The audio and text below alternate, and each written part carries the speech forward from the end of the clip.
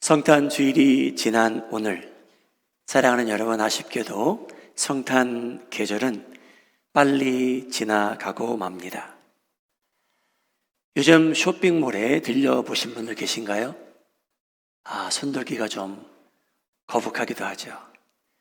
쇼핑몰을 방문하시게 된다면 여러분, 쇼핑몰에서 계절이 바뀌므로 디스플레이가 바뀌는 것처럼 여러분, 저희도 모르는 사이에 저희 마음에 예수님의 탄생의 그 성탄의 의미도 희미해질 수 있습니다. 너무나 아쉽습니다.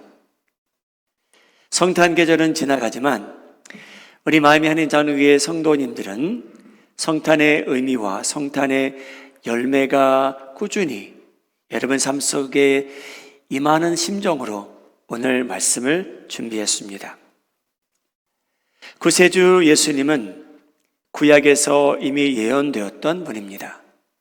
이런 분이 언젠가 탄생하리라고 선지자들은 알고 모르게 기록하게 됩니다. 오늘 그 내용 중 하나, 스가랴 선지자가 기록한 내용을 봉독했는데 제가 9절 말씀 다시 읽겠습니다.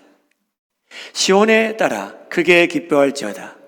예루살렘에 따라 즐거이 부를지어다. 보라, 내 왕이 내게 임하시나니 그는 공의로우시며 구원을 베푸시며 겸손하셔서 하여서 나귀를 타시나니 나귀의 작은 것 곧 나귀 새끼니라.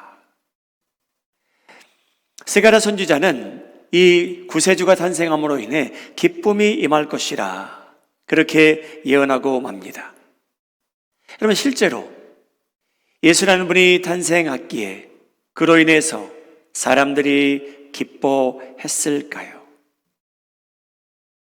예언된 그 내용이 그대로 이루어집니다.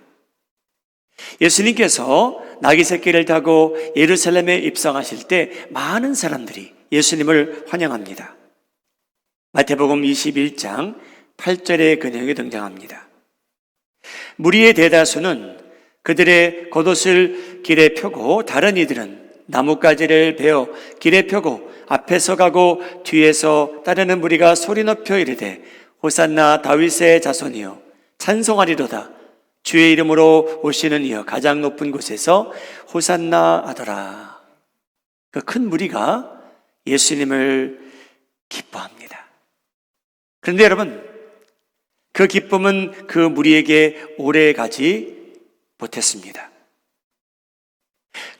크리스마스는 지나가지만 여러분, 크리스마스가 지나면 그리스도인들의 마음과 때로는 교회가 바람 빠진 풍선처럼 되는 경우가 있습니다. 12월 한 달 동안 구세주로 오신 예수님을 돋보이는 데 힘쓰는 교회가 12월이 지나게 되면 바람 빠지는 것처럼 저희가 누리던 그 기쁨도 사라지고 희석되는 경우가 있습니다. 그러나 여러분, 저희가 힘든 한 해를 지냈는데 예수님의 탄생의 의미와 기쁨이 여러분 마음속에 오래 가기를 주님의 이름으로 축복합니다. 그 기쁨이 끊임없기를 바랍니다. 여러분, 예수님은 구세주로 영원토록 우리의 기쁨의 근원이자 대상이 되었으면 합니다. 사랑하는 여러분, 예수님은 우리의 기쁨의 근원이자 대상이 되기를 바랍니다. 구약에서나 신약에서나 성경은 반복해서 선포합니다. 하나님 자체를 기뻐하라. 야훼 하나님을 기뻐하라. 그런 내용이 너무나 많이 등장하는데 제가 시편 32편 11절을 읽겠습니다. 너희 의인들아, 너희 여호와를 기뻐하며 즐거워할지어다. 마음이 정직한 너희들아, 다 즐거이 외칠지어다. 사랑하는 여러분, 한번 생각해 보죠. 조용한 시간에 한적한 곳에서 기도할 때에 제가 길게 생각하지 않아도 하나님께서 나에게 베푸신 은혜와 축복이 많다. 오늘 나는 충분히 건강해서 내 발로 걸어나와 하나님을 예배할 수 있고, 힘든 와중에도 하나님께서 나에게 물질적인 축복을 주셨구나. 여러분, 저희가 그런 일로 해서 감사하며 기뻐하는 것은 당연합니다. 여러분, 욥이라는 사람은 건강했습니다. 욥이라는 사람은 물질적인 축복을 너무나 많이 누리며 살아갑니다.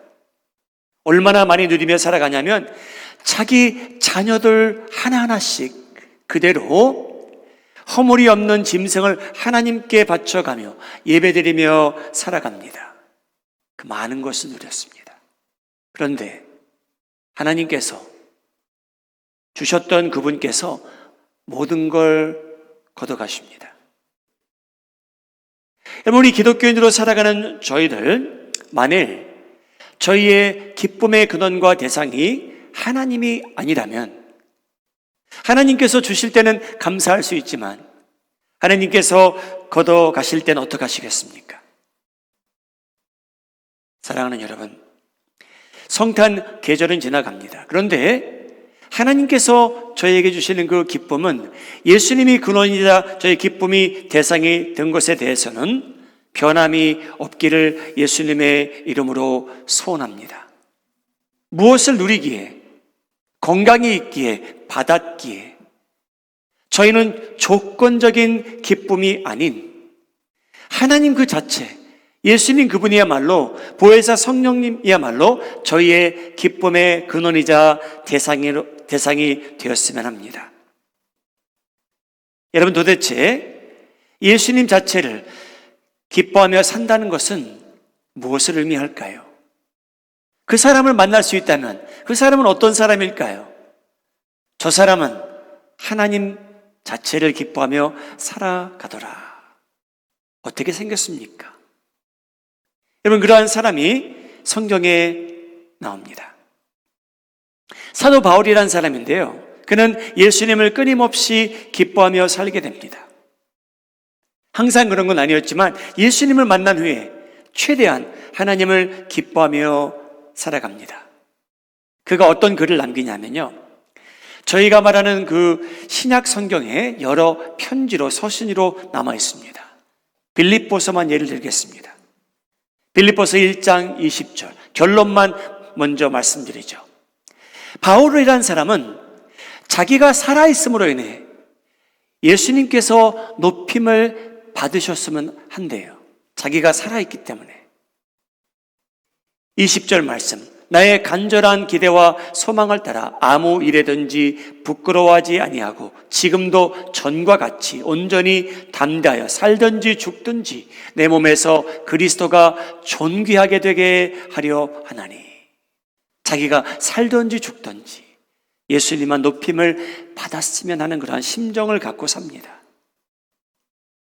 빌립보서 3장 10절, 결론만 말씀드리죠.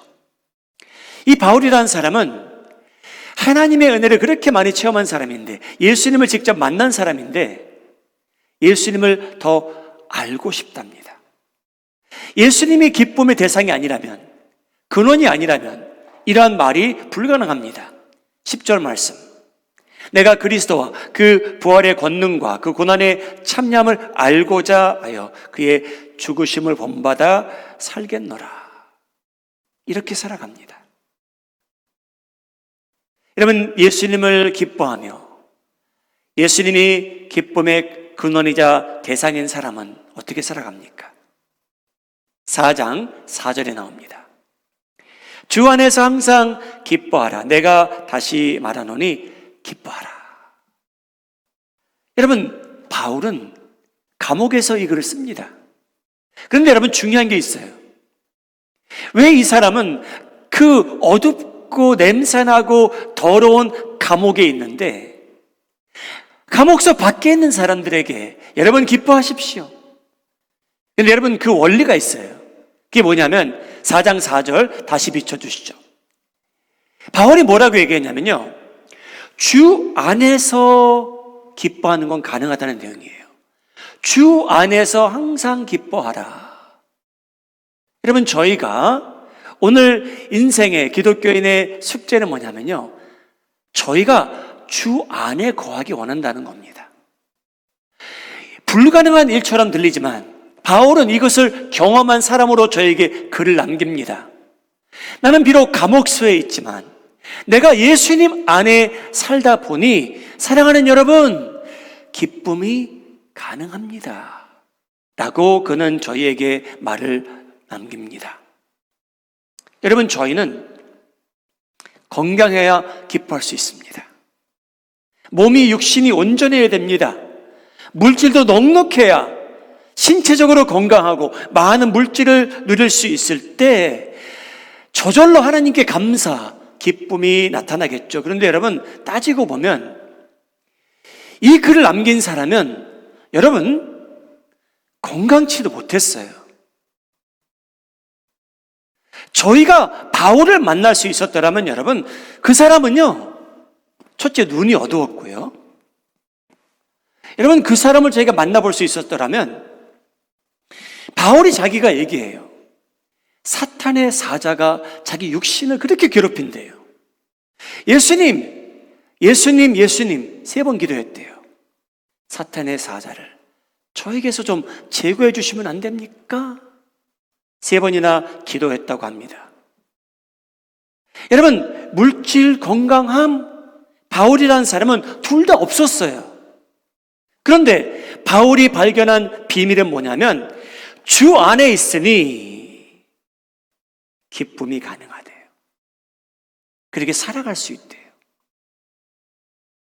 Only in Christ will you be able to enjoy true joy. Paul experienced that joy. Only when you are in Christ. 바울은 둘 다 없었어요. 건강, 사탄의 사자가 괴롭힐 정도로 육신이 괴로웠던 사람이에요. 물질, 갈라디아 교회에서, 빌립보 교회에서 헌금을 보내줄 때 너무나 감사해요. 필요했던 것을 보내주었기에. 그런 사람이 저희에게 말합니다. 예수님 안에서 기뻐하십시오. 저희의 참된 기쁨의 대상이자 근원이라고 말합니다. 사랑하는 여러분, 저희에게서 언젠가 이 모든 것이 떠납니다. 그래도 우리 마음이 한인 자원교회 성도님들은 예수님 안에 거하는데 힘쓰시기 바랍니다.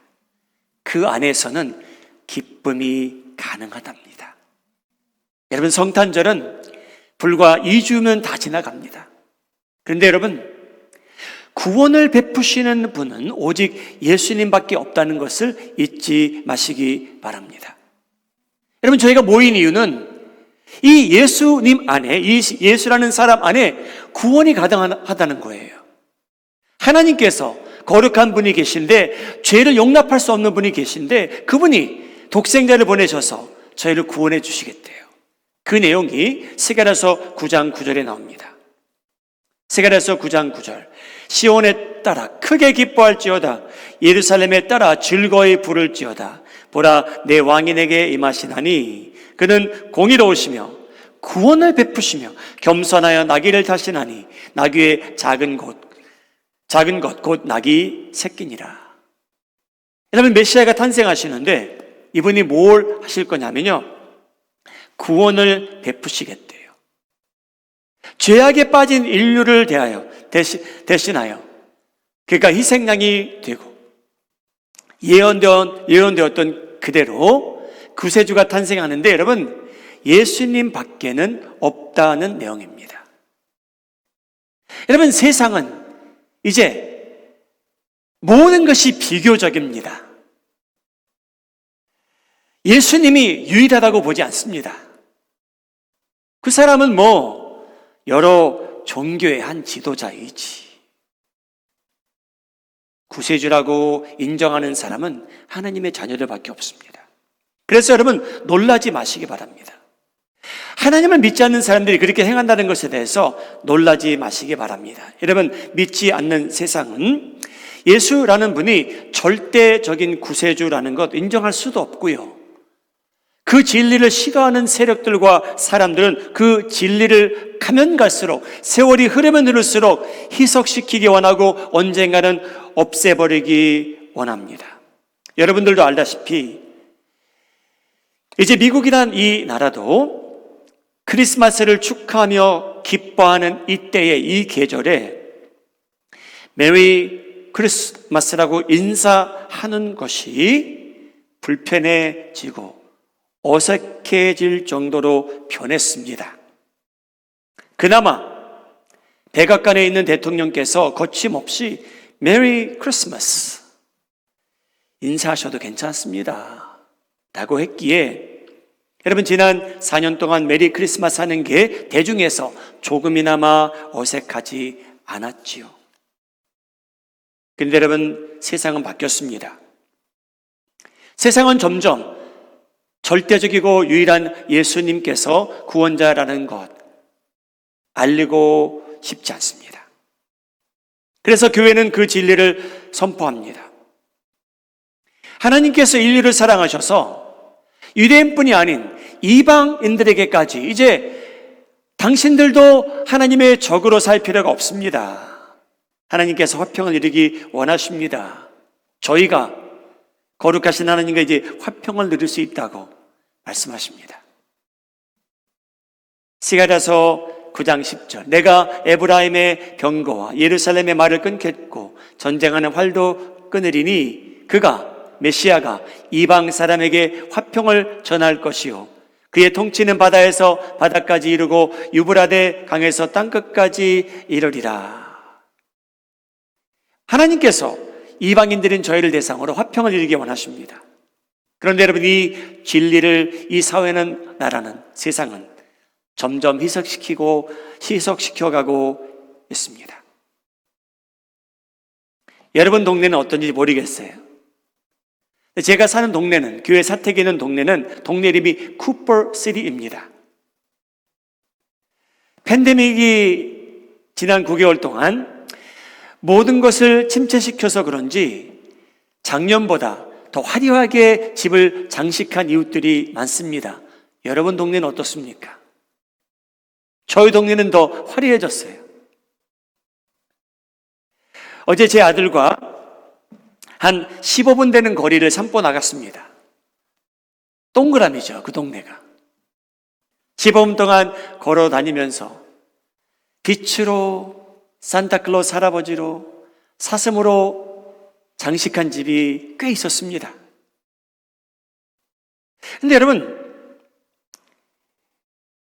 우주에서 외계인이 쿠퍼시티를 방문할 수 있으면, 그 외계인이 대통령을 찾아가서 질문할 수 있으면 이렇게 질문할 것 같아요. 저 수염 달린 할아버지, 빨간 옷을 입고 있는 할아버지를 기념하는 날입니까? 저분이 도대체 누구이길래 그 많은 집에서 빨간 옷을 입고 수염 기는 그 할아버지를 기념하고 있습니까? 쿠퍼시티만 방문할 수만 있다면. 사랑하는 여러분, 21세기의 비극 중에 하나입니다. 거룩하신 하나님이 존재하시고 우주를 창조하신 예수님이 계신데 그분이 자기 백성에게 오셨다고 요한복음은 기록했고요. 그런데 자기 백성이 거절합니다. 그래서 하나님께서 이방인들을 대상으로 더 이상 하나님의 적으로, 원수로 살아가지 아니하고 이방인들을 대상으로 구원해 주시겠다 해서 메시아 예수님을 보내셨는데, 여러분, 미묘하게 주인공 되시는 예수님은 사람들 생각 속에서, 저희가 보는 이웃에게서 사라지고 있습니다. 그러나 우리 그리스도인들은요, 세상이 아무리 중요한 진리에서 벗어난다 해도, 사랑하는 여러분, 이 진리를 지키고 선포하며 존재하는데 부끄러워하지 마시기 바랍니다. 세상 사람들이 아무리 예수님과 그를 따르는 사람들을 비웃는다 해도 흔들리지 마시기 바랍니다. 우리 마음이 하는 장로의 성도님들, 저희는 조용히 꾸준히 살아계신 하나님을 선한 삶으로 증거하며 사시기 바랍니다. 여러분 삶 속에 풍기는 냄새는 그리스도의 향기가 되기를 바랍니다. 여러분들의 삶이야말로 구원을 베푸시는 분은 유일한 예수님밖에 없다라는 것을 여러분의 삶을 통해서, 입술을 통해서 증거할 기회가 있기를 바랍니다. 베드로가 말합니다. 4장 12절. 다른 이로서는 구원을 받을 수 없나니 천하 사람 중에 구원을 받을 만한 다른 이름을 하나님께서 우리에게 주신 일이 없습니다. 여러분, 그 많은 사람들이 있습니다. 뛰어난 사람들이 있습니다. 은사가 많은 사람들이 있었지만 죄를 짓지 아니하시고 허물이 없는 분은 유일한 예수님밖에 없다고 합니다. 천하에 하나님께서 다른 이름을 주지 않았답니다. 우리 마음이 하는 자의 성도님들, 유일한 예수님을 믿고 그가 우리를 구원하고 복음을 믿는 자마다 구원하는 것을 믿고 살아가실 때에 여러분 삶이야말로 예수님의 향기가 풍기기를 바랍니다. 힘든 한 해를 마무리하는 이 시점에 와서 스가랴서 9장 말씀을 선포한다는 것, 이상하게 들릴 수도 있지만 여러분, 하나님께서 저희의 기쁨의 근원이 대상인 것을 끊임없이 잊지 않고 살아갔으면 합니다. 예수님은 마지막으로 저희에게 어떤 모습을 보이셨냐면 겸손한 분이셨다라고 스가랴가 미리 예언합니다. 우리 마음에 하는 장로의 성도님들, 구세주의 모습은 여러분 스가랴가 뭐라고 얘기하냐면요, 9장 9절. 시온에 따라 크게 기뻐할지어다. 예루살렘에 따라 즐거이 부를지어다. 보라, 내 왕이 내게 임하시나니 그는 공의로우시며 구원을 베푸시며 겸손하여서 나귀를 타시나니 나귀의 작은 것 곧 나귀 새끼니라. 사랑하는 여러분, 인류를 구원하실 이분이 여러분 겸손하시대요. 한 해를 뒤돌아보고 새해를 맞이하는 저희들, 우리가 믿는 이 예수님은 어떤 멋진 말을 타고 오신 분이 아니고요, 떵떵거리면서 나팔을 불며 들어오신 분도 아니고요, 구세주 예수님 되실 예수님께서는 나귀 새끼를 타고 들어오셨다라고 기록합니다. 우리 마음에 하는 자녀의 성도님들, 저희가 예수님을 닮아가기 원하는 백성들로서 하나님께서 여러분들에게 주시는 그 성품과 인격 가운데 이 겸손함은 여러분을 한 인치도 떠나는 일이 없기를 예수님의 이름으로 축복합니다. 인류를 구원하실 왕이 이 세상에 태어나신다고 합니다. 그런데 여러분, 그분이 구유에 누이셨다라고 나옵니다. 저희는 구유가 뭔지 모르고 살아가는 사람도 많겠죠. 저도 잘 모릅니다, 어떻게 생겼는지. 그런데 조금 상상은 갑니다. 얼마나 냄새가 많이 날까? 저희가 갓 태어난 아기를 그런데 누일 수 있을까? 21세기에 사는 저희들 부모로서 다 기절할 겁니다. 내가 이 소중한 아이를 이 더러운 곳에서, 누가복음 2장 7절, 첫 아들을 낳아 강보로 싸서 구유에 누였으니 이는 여관에 있을 곳이 없습니다. 구유에 누이신 예수님입니다. 힐튼 엠바서더 호텔, 메리엇 호텔, 할러데이 인이 없었던 그 자리에 하나님께서는요 의도적이셨어요. 계획적이십니다. 독생자를 보내실 때 물론 강보로 싸긴 쌌죠. 근데 그 누이실 자리가 바로 구유였답니다. 짐승들이 사는 곳이었대요. 여러분, 저희는 오늘 집에 가면 편안한 침대에 누울 수 있게 됩니다. 우리는 하나님 앞에서, 사람들 앞에서 더 겸손하며 감사하며 낮아졌으면 합니다. 인류를 구원하실 예수님께서 이르시되 이렇게 말씀하십니다. 여우도 굴이 있고 공중의 새도 거처가 있으되 인자는 머리 둘 곳이 없다 하시더라. 여러분, 저희는 오늘 75도에 맞춰준 온도로 집으로 돌아갑니다. 따뜻합니다. 예수님께서는요, 머리 둘 곳이 없을 정도로 나그네 인생을 사십니다. 저희는 오늘 따뜻한 곳이 있습니다.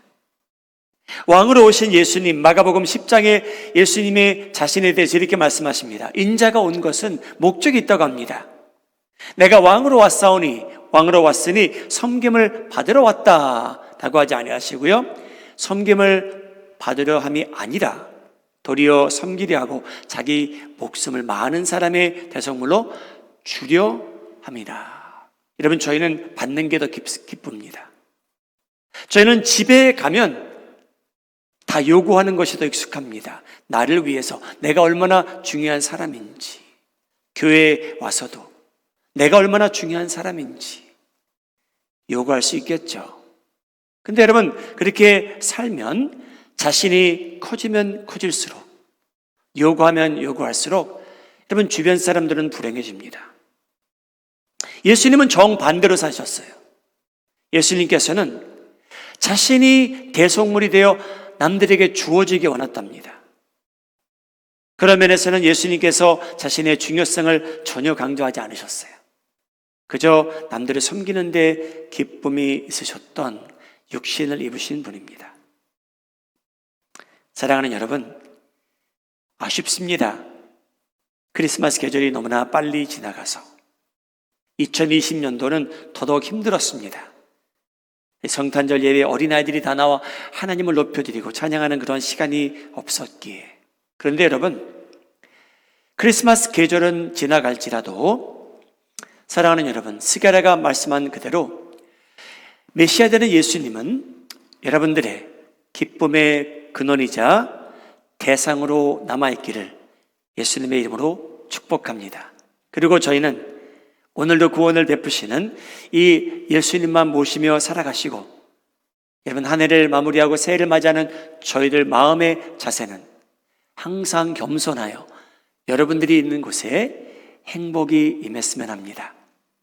저에게 참된 행복을 허락하시는 예수님의 축복이 여러분 삶 속에 거하기를 다시 한번 축복합니다. 기도하시겠습니다. 개인적으로 기도하는 시간 잠시 가지시기 바랍니다. 하나님, 저 오늘 예수님을 더더욱 기뻐하며 살겠습니다. 축복의 기쁨의 근원 되시는 예수님, 제가 오늘 신체적으로 온전치 아니할지라도 저는 하나님 기뻐하며 살아가기 원합니다.